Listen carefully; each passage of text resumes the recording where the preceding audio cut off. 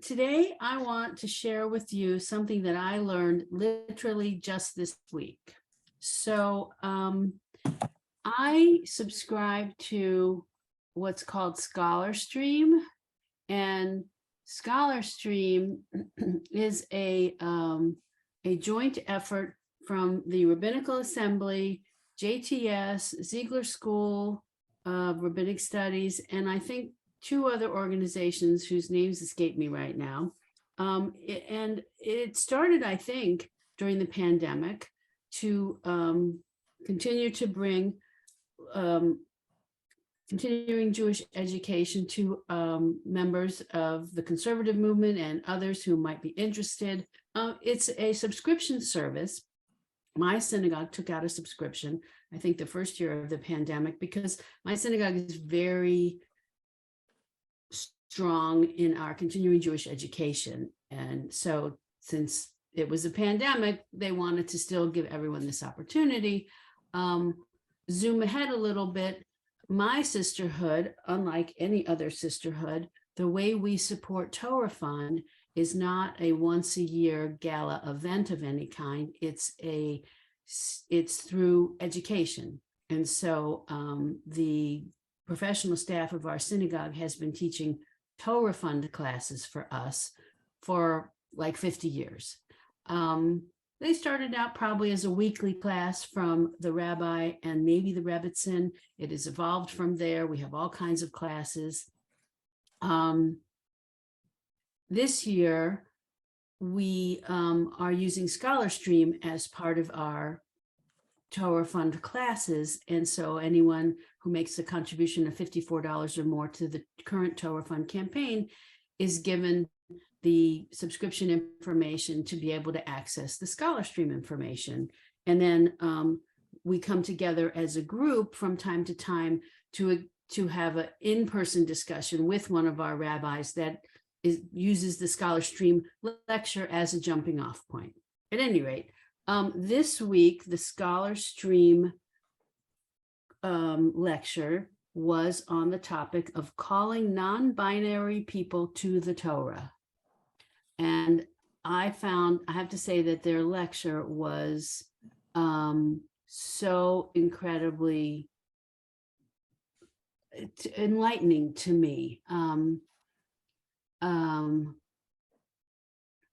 So anyway, so I thought we'd focus on the Torah service and the new information that I learned, and just about Aliyot and about the whole,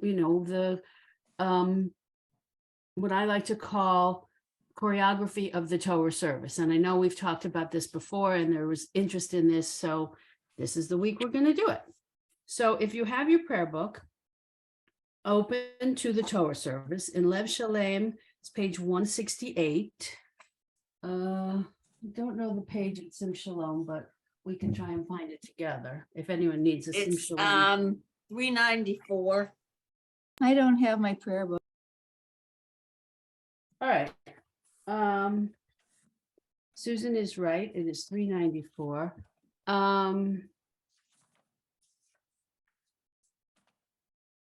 Well, we're going to read a bunch out loud and I'll do a little chanting in Hebrew. So Marcia, you should be able to follow along. Okay, and Audrey's in the cover too, by the way, and I found your picture. Rachel, Audrey, don't make that face. This is you. Yes. In the middle, and Audrey's down here with that tree you always have behind you.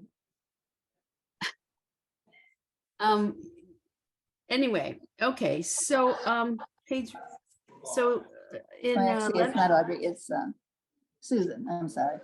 okay. Yes, not me. Okay, keep going down. Audrey, do you want to say something? Just, I don't get Outlook and or Oh. whatever it is. Well, some of us haven't gotten we it haven't, either. they haven't all been delivered because Right. Rachel No, or I nor Susan I've have never gotten gotten it. So do Oh. you need an extra membership besides your sisterhood membership? No, they haven't had one in 3 years since before the pandemic. Okay, that helps. Have you It's sent updated? out bulk mail, so you never know when you're gonna get it. Well, I'm still trying to, even though I paid for Sisterhood back in whenever it was, before the high holidays. Women's League still doesn't have my membership, so we've been trying to work it out. And I think I told you that, I told some of you Oh, guys yeah, you did. that the president called me up. I said, don't you have better things to do? But anyway, I guess it's still not worked out. So Oh, my goodness. It's a Um, possibility that the per capita for your sisterhood has not yet been sent in, no, I think it's been sent in. or they but didn't add you to the list. No, it has something to do with Shoal Cloud and how Oh, they okay. process it, and it's just complicated. So we were right about to go into a congregational meeting. I mean, this was like, she Yeah. called me 10 minutes before the meeting. It was bad timing. And it was on Zoom, fortunately, but so people are working on it. But I'd really like to get that copy if it's so good. So maybe I can get in touch with Women's League once they have me fully confirmed and Yeah. get a back copy. So That that's it. would yeah, I assume so. All right, so, Rachel, I too attended the Scholar Stream. I thought it was very comprehensive as they went through these documents, yeah, and I think that's one of the things I really like, the progression of looking at it, really evaluating what's going on and how can we meet the needs there exactly. in terms of inclusion. So Yeah, I thought it was amazing. And then last night's program, which built on it, was Yeah. really good too. But Yeah. okay, well, so let's jump into the Torah service quickly, so we can get to the meat of this new minhag. So page 168. I like this explanation on the right-hand sidebar in Lev Shalem. The Torah service. It says, opening the ark, carrying the Torah in a procession through the congregation, and reading aloud from the scroll are all symbolic moments when the presence and will of the divine may be especially felt. It is as if, with the opening of the ark, the doorway to heaven itself is opened. Since there is no physical representation of God in Judaism, the Torah has come to be seen as the most significant expression of the presence of God. It is the representation of God's voice, God's call to us.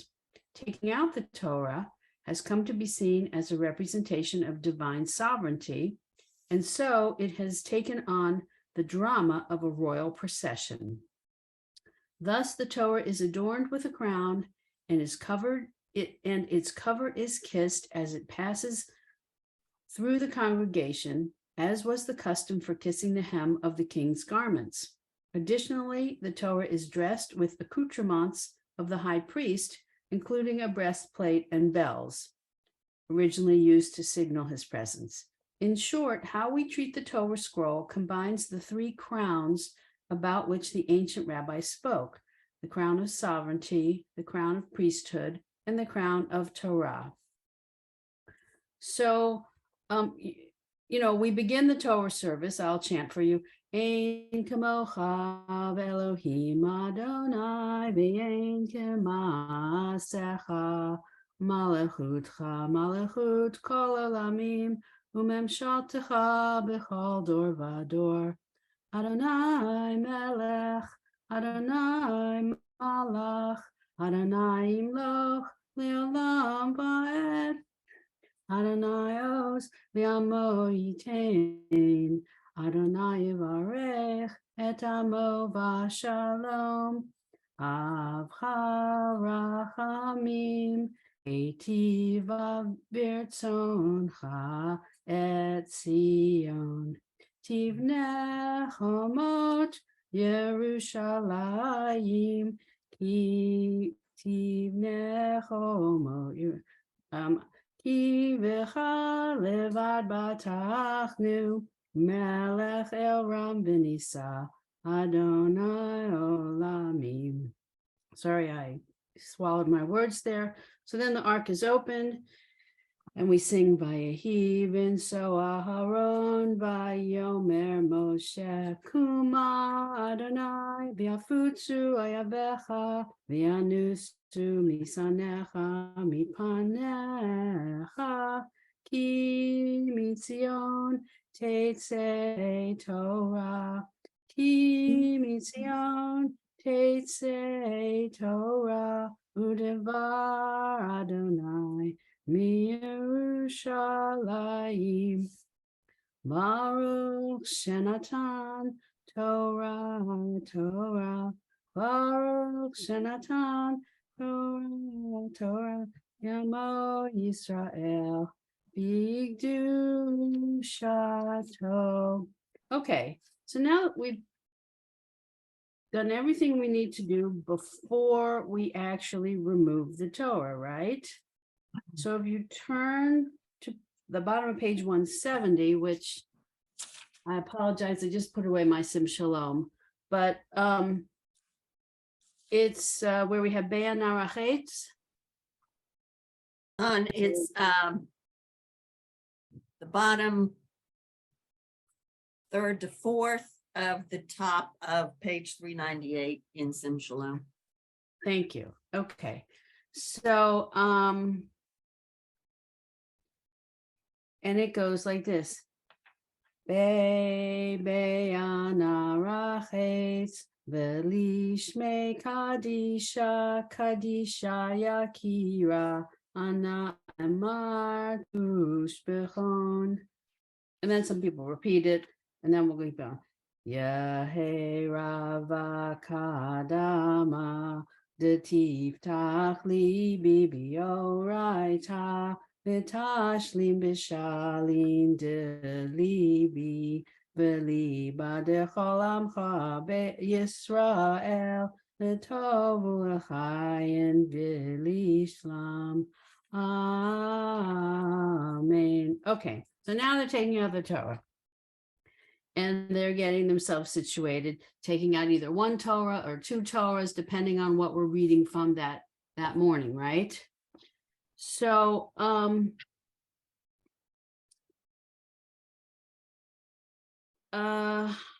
you guys are familiar with this part, the Shema, right? And then we say in response, Echad Eloheinu Gadol Adonenu.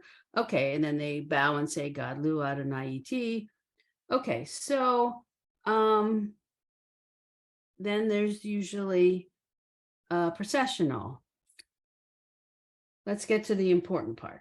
So now that the Torah is placed on the reading table, the Gabbai, everyone knows who there is a Gabbai, right? There's someone there who's kind of leading the choreography, in my opinion. That's kind of what the Gabbai does. The Gabbai is telling everyone, this is what we're about to do. This is where we are. This is what's coming next. He's calling up who's ever reading from the Torah. He's announcing their names, etc. Right? That's the Gabbai.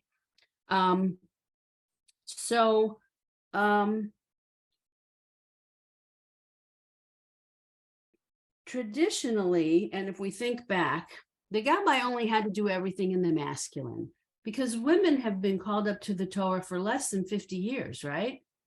So the Gabbai he had his way. He called them up, all of them, the same exact way, because they were all men. Didn't have to worry about it.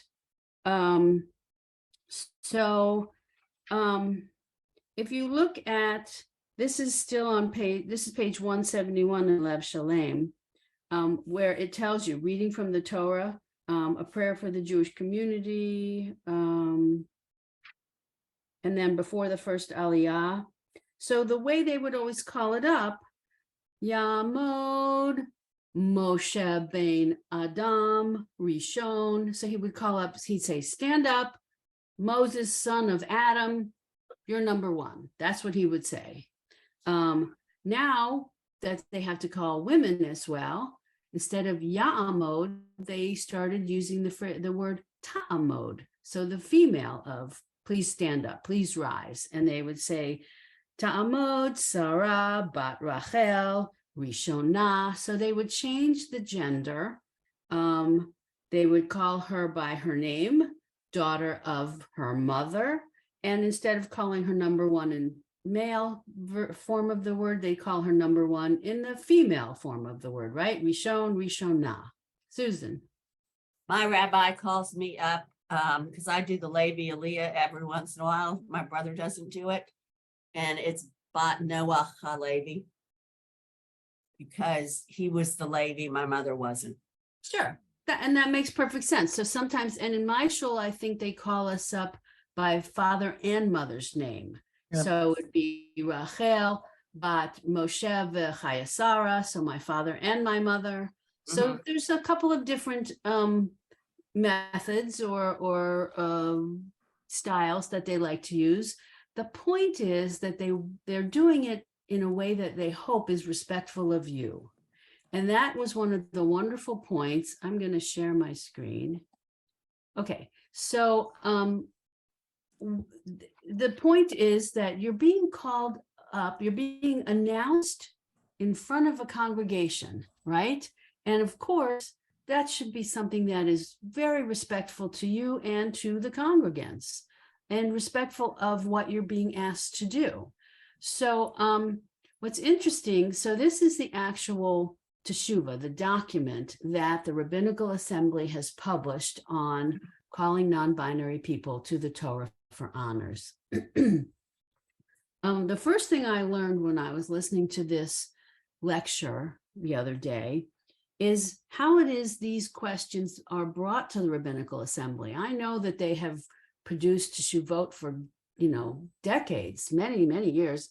And interestingly, I know conversations I've had in preparing for convention, the issue of women's reproductive rights and the Rabbinical Assembly statement on when a fetus becomes a person. That has been a topic of conversation among some of our groups. And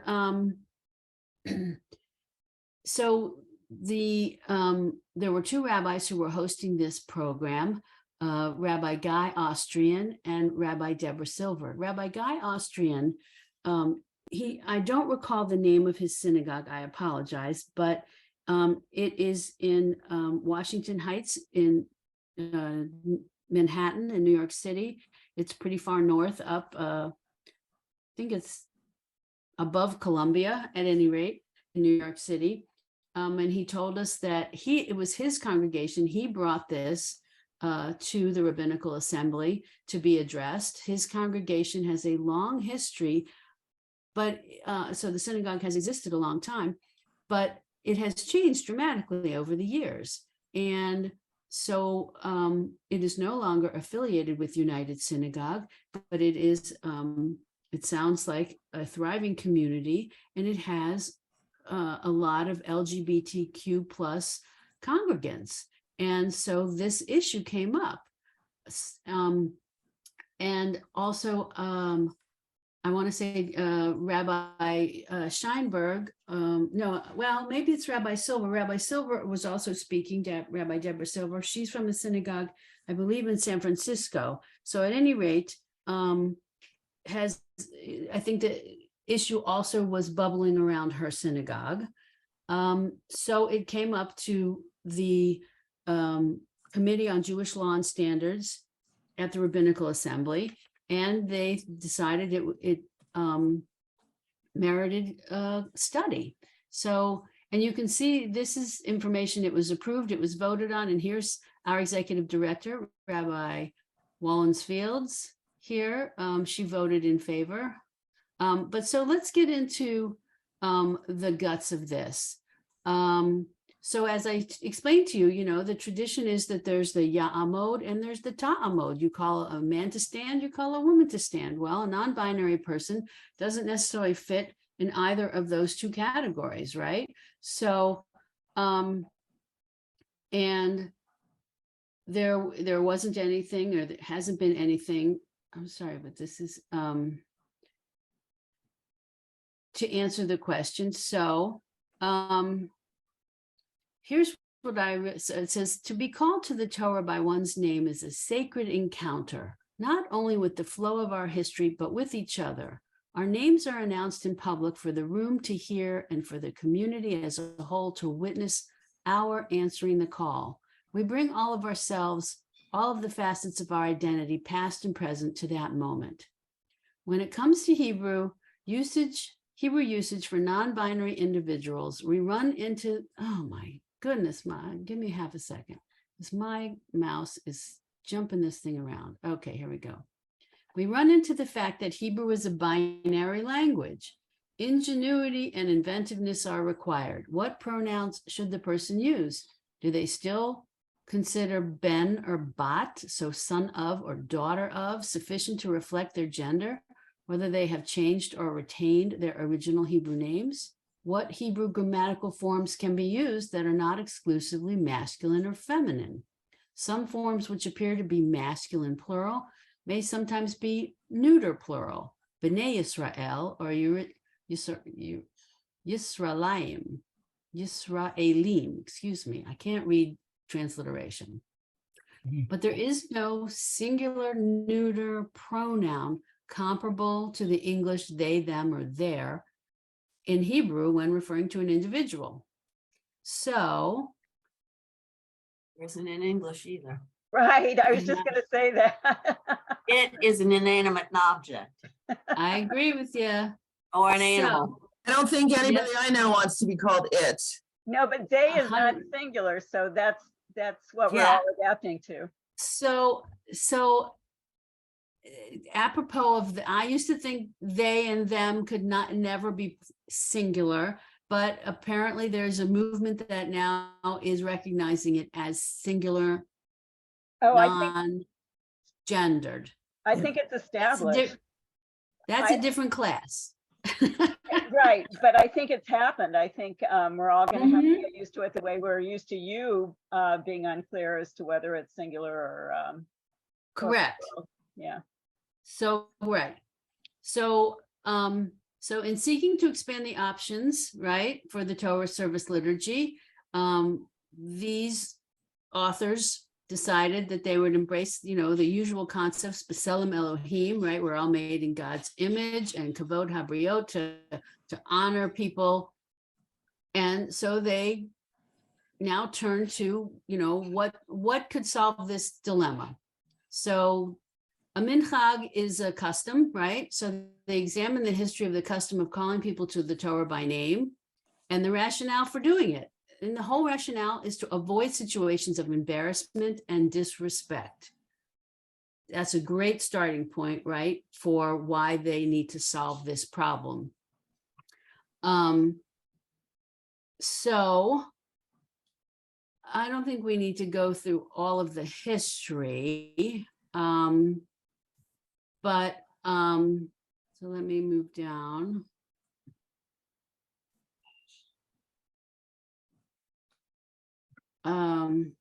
Here's an interesting historical theologian or scholar. In Ashkenazi communities, the Chazan should not go up to read from the Torah unless the assistant calls him up. However, the Chazan is not called up by his name like all the other people who are called by their names. Ploni bar Ploni. Ploni means what's his name, son of what's his name. That's what Ploni means. So so this is very interesting. I found this. So someone whose father is an apostate, right? He's left our religion, is called up by his father's name and not his name alone in order to not shame him in public. And this is only when this person has never been called up to the Torah with his father's name. But if he is an adult and accustomed in that city to be called up by his father's name, and then his father becomes an apostate, he should be called up to the Torah by his father's name as they are accustomed to in order to not shame him in public. Wow. And so too, if there is a concern about the hostility of the apostate,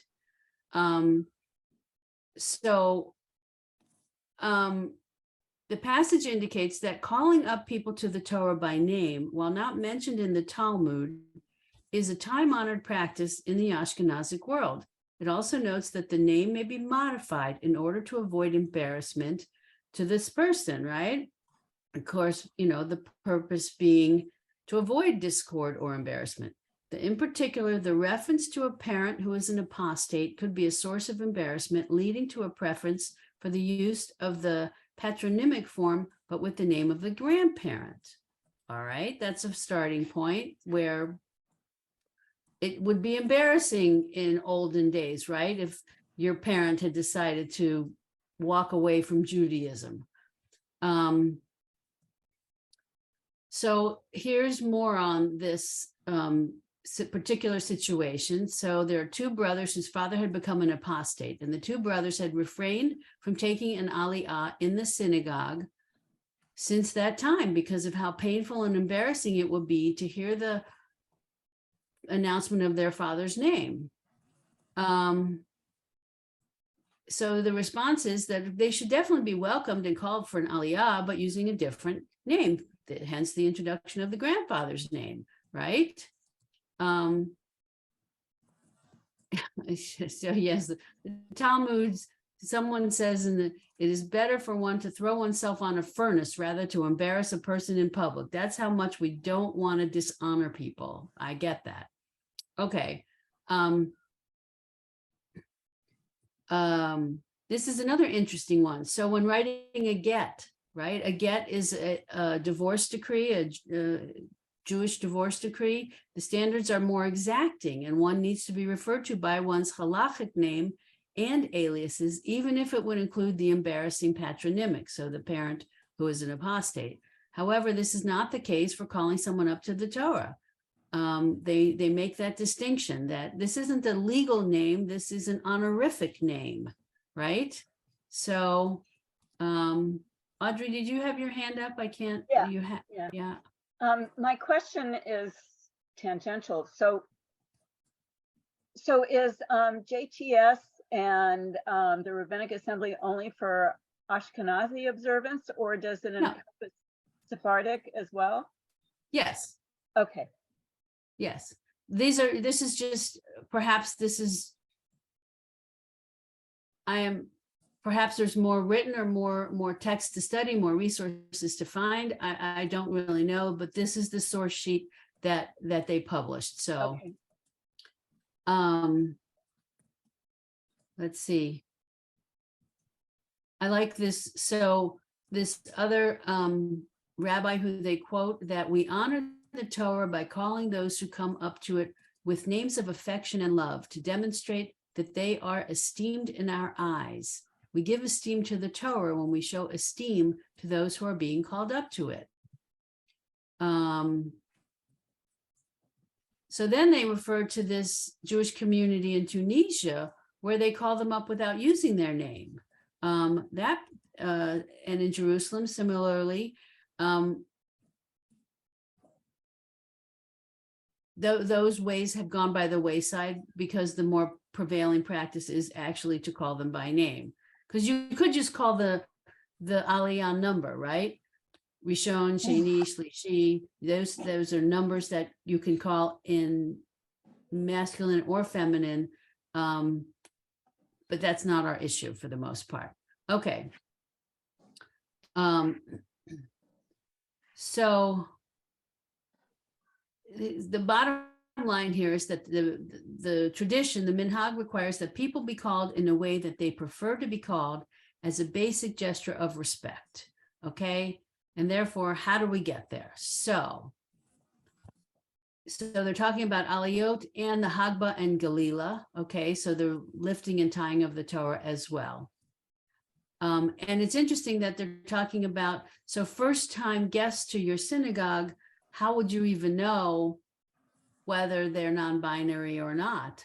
And there was a discussion of that during this presentation that for the most part, hopefully regulars at your synagogue, the rabbi, the gabbai, and others, you're friendly with them and familiar with them, and you would instruct them. This is, I consider myself trans or something else, and I would rather be called by this non-binary terminology. What synagogues in those situations have done is their aliyot cards. So a lot of the synagogues have cards that they pass out. And so when they're handing you the card, you indicate to them, because it shows on it, which category you fall in, so that the gabbai knows. Or hopefully if you've been assigned in advance of Shabbat, the gabbai can make a note of it. Obviously on Shabbat, he can't write that down. At any rate,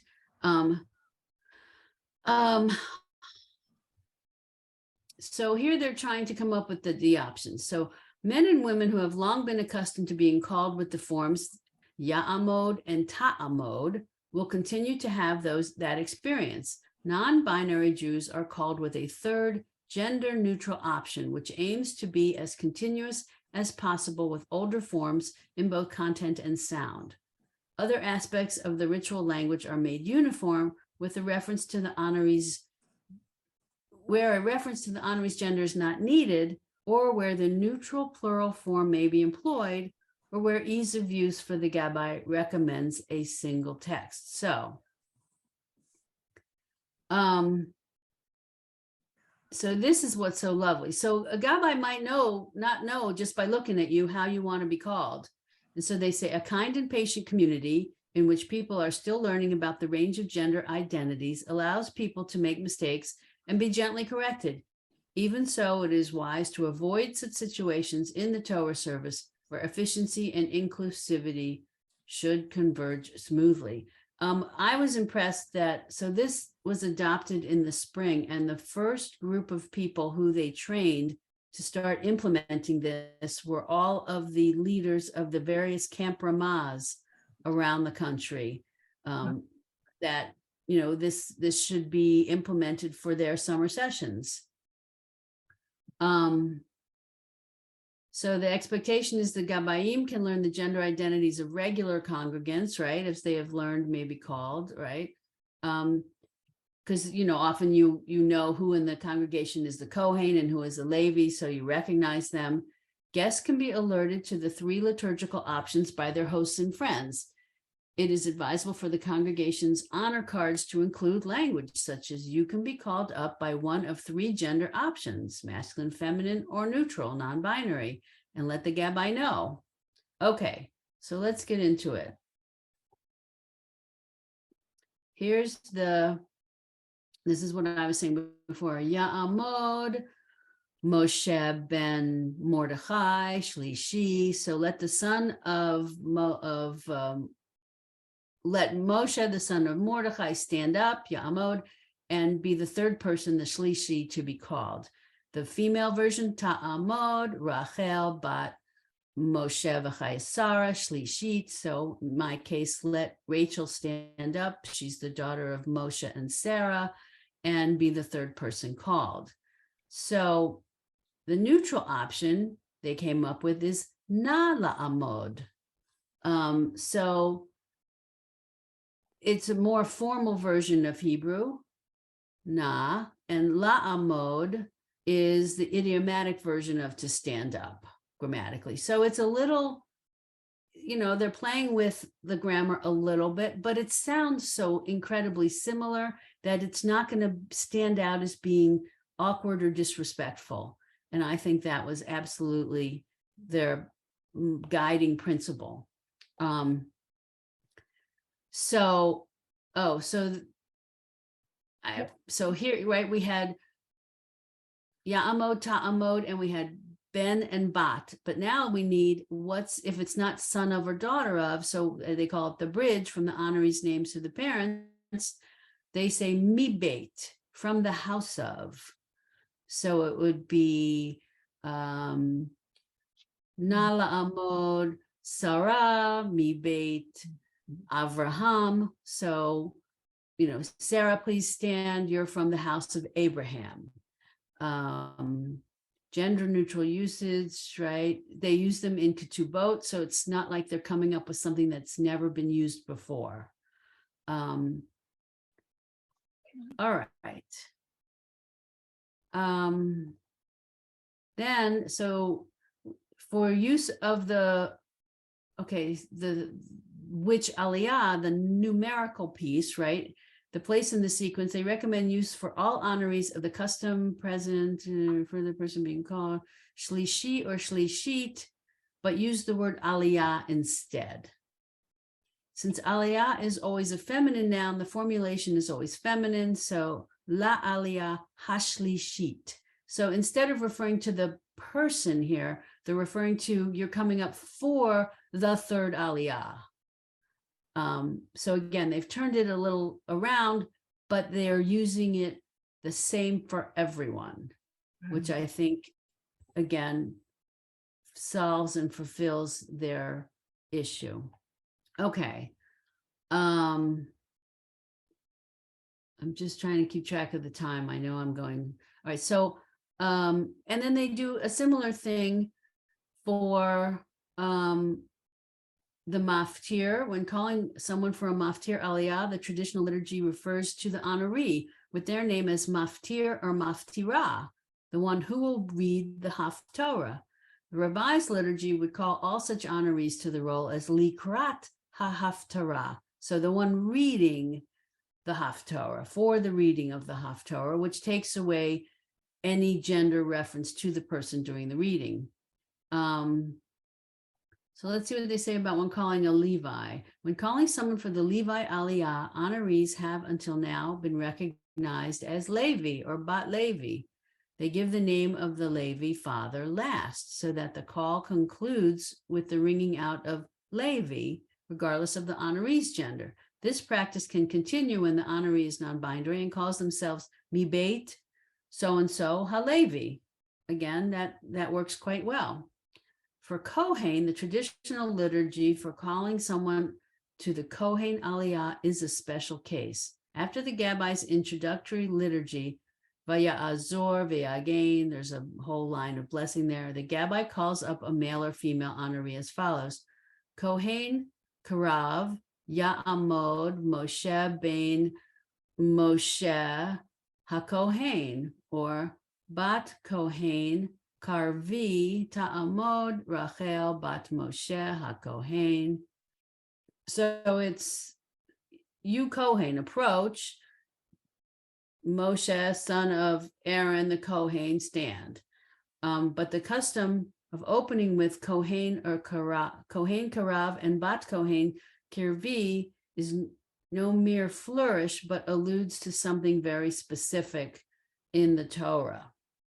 So that led them to a slight dilemma. So,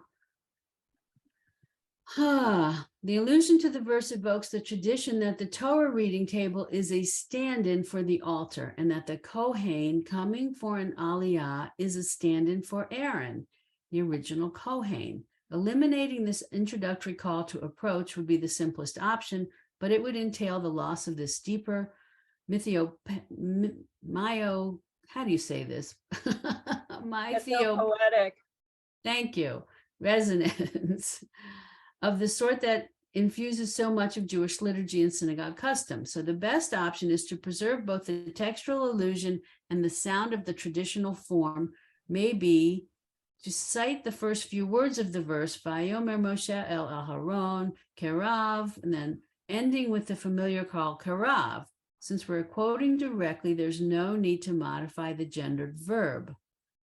Citing a verse fits this section well as as another verse citation quickly. Va'atem hadvekim. Yes. So if you're keeping the quotes, it doesn't refer to the person coming, right? So the Gabbai should stop asking if there is a Kohen or Bat Kohen, and should ask instead, is there anyone present who is a Kohen or the child of a Kohen? So that helps. Again,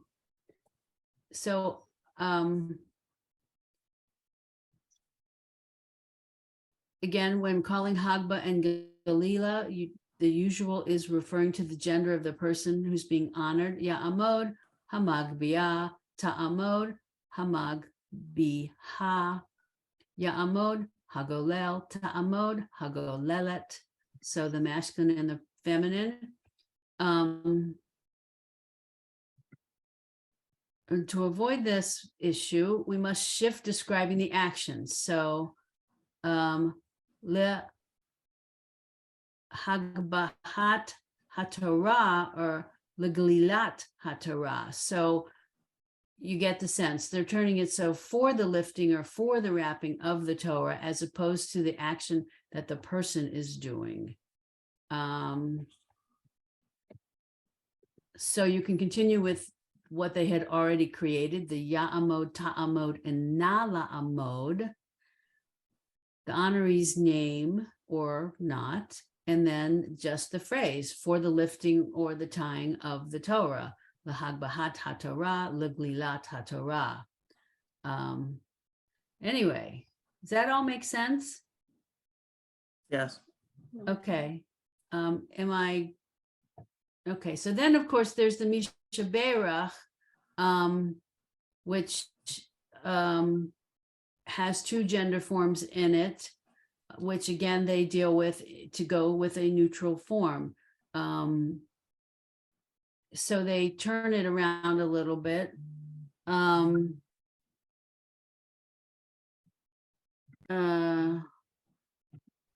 Instead of, they refer to someone's family, mishpachato or mishpachata, and instead they suggest ve'et kol hamishpach mishpaha, so the whole family, and you don't worry about reference to either female or male. All right. I think that's really everything this covers. Oh my goodness. Then they give you some examples. Okay. I'm curious. Has any of you experienced this at Shul yet? Yeah. Yeah, it's very. Go ahead. Geraldine, yes, no? Oh, I'm sorry. I didn't mean to jump in front of you two. I should have raised my hand. Anyway, our rabbi announced that our religious committee had accepted the recommendation when you have children and others who may have a different orientation than the norm, okay, and to be receptive to this and for them to feel welcomed in the community.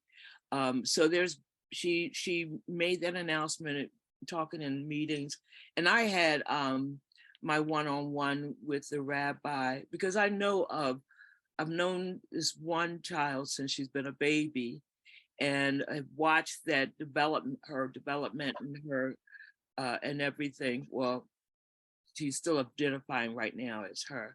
But even when it comes, because she's also, this I know segues a little bit, but she's also a vegan and is standing strong in that. And so so it was a whole thing of her also, of the rabbi also trying to reach out for the tefillin because it's made of all that. What do we do? So the accommodation. I never thought about that. Yeah. Non-leather tefillin. Oh my gosh. Yeah, so it's been an interesting and conversation, and I think this is one of the things also that attracts me to this religion is that willingness to even think or talk about some things that are out there. So anyway, that's all I had to say. Well, thank you. Audrey, go ahead.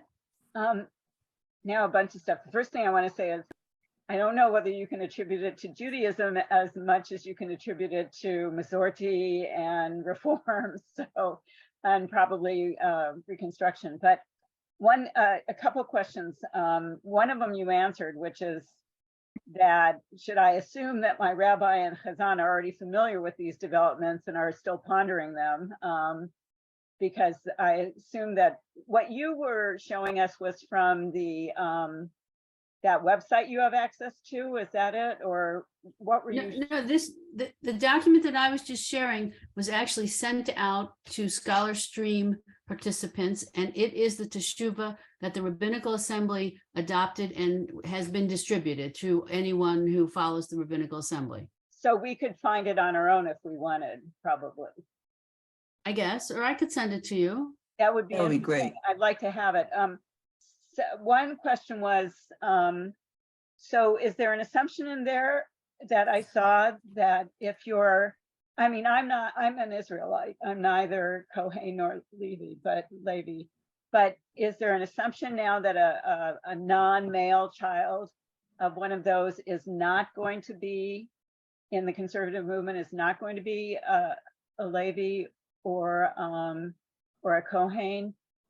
Because there was something in there that made me think they were still sticking with not letting women, for example, be a Kohen. No. I don't Well, believe so. When I get it, I'll show you the part that made me nervous. Okay. Another question I had was, surely the Masorti movement in Israel is going through this. Do we have a clue as to what they're doing, or did we, meaning the Rabbinical Assembly, follow any clues from Israel? Do you have any idea? I don't have any idea. Okay. Give me half a second. And while you're looking, so this was so timely. Obviously, I finally realized that you were doing it because of Inclusion Shabbat, and that's wonderful. Tonight we'll have someone speaking who I'm pretty sure started out as a she. I met them when they were a they, and I believe that tonight they are a he. So I've been, I've never asked this person, I've spoken with this person many times, but I've never asked them for the story. But now we're going to get the story. So it's all fascinating. I think it's really cool that we're doing this. But there are a lot of things to work out, and language is one of the things I'm fascinated by. So I love seeing how it works out. And I guess Marlene is next, but you were still looking. Well, I believe, just I do think Schechter is part of this. So I'm not positive of the answer. I don't want to give you an absolute, but I think Masorti in Israel follows these same shuvot. Okay, that's really interesting to learn. Thank you so much. Marlene?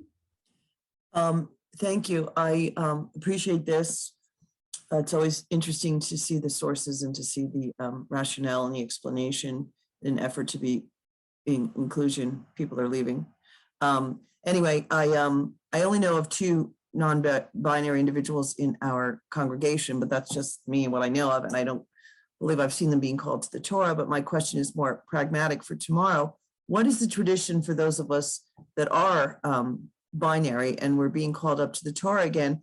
Are we supposed to give them our Hebrew names ahead of time, or they ask us when we get up there? I thought that's what they It did. depends on the shul. So some places, like for Sisterhood of Shabbat or B'nai Mitzvahs in my shul, they send you a form to fill out, an email in advance, and you give it to them in English transliteration and so they have it written down in advance. They don't always have that information in advance. So they know you're coming up, let's say for the Shishi Aliyah, you get up there, and in my shul, the gabbai starts, and then you whisper in his or her ear your name, and then they continue based on what you just told them. That's what I thought. But anyway, in the middle, I just sent an email since I'm doing the 4th Aliyah tomorrow with my Hebrew name, saying just in case you need it ahead of time. But they often do that. I mean, they know the regulars who chant, Yeah. and the regular minyanim. But I bet they appreciate you sending it in advance, and they'll make a note of it, and then it'll be even smoother. Okay. Thanks. Yeah. I made myself a little card, Mm-hmm. laminated, You hand it to them? hand it to them. They give it back. That's very smooth. Really good. Wonderful. Okay. Now I didn't get More for me into. than it was for them, because I'm still trying to get used to things. So Mm-hmm. If you have the chance, and if you have Lev Shalem, I would encourage you to read the sidebars on page 1 71, a little, I read you from, I think, 169. Just, this talks about, it's from the Middle Ages, reading from the Torah, etc. All of these sidebars in Lev Shalem, I think, are so interesting. They also, my Guide to Jewish Religious Practice also talks about how you approach from the short side so that you don't prolong your anticipation for getting to the Torah, and you leave from the long side of the bima. So I don't know if that's the choreography in your shul, but that's certainly the choreography in my shul. You approach from the side closest to the reader's table, then you have the opportunity to walk all the way across the bima, shake the hands of the dignitaries sitting on the other side, and continue down the steps on the other side. So just, again, I call it choreography. There's a lot of choreography in our services. So, all right, I know. So I learned yesterday in my convention meeting with Ellen Kaner Bresnick and Julia Loeb, that they're assigning prayers to those of you in the bat mitzvah class. If you want to let us know what those are and we practice them, what the heck? Why shouldn't we practice them with you? They're good prayers. All prayers are open for our practice. So let us know. Thank you for the offer, because somebody very gently pointed out to my attention that one of my prayers is the Torah processional, recessional on the way out. Yeah. And they said to me, Marlene, it's not the same on Monday morning on a weekday as it is on Shabbat. So whatever you think you know, you don't know. I said, thanks for the reminder. Yeah, man, I'm not sure if I know the weekday one. So although I've done it, I do know that I can get through it. So yes, we can practice it. It is Thank you. absolutely not the one for Shabbat is different from the one for weekdays. Absolutely, good point. So we are here to help. Okay. Thank you as All always. right. Well, good. All right. Until next week. Thank you, everyone take Rachel. care. This was such Extremely a great interesting, class. Yeah, inclusive, and really Oh, timely. good. thank you. I thought I was boring you all to death this time because I No, was no, no. droning Are on. you kidding? No, this is so perfect. Yeah. Oh, okay. Well, Thank you so for much. saying so. Shabbat shalom. We're grateful. Shabbat Yeah. shalom. And good luck. Everyone to you. take care. Shabbat Bye. shalom. Shalom. Bye, everybody.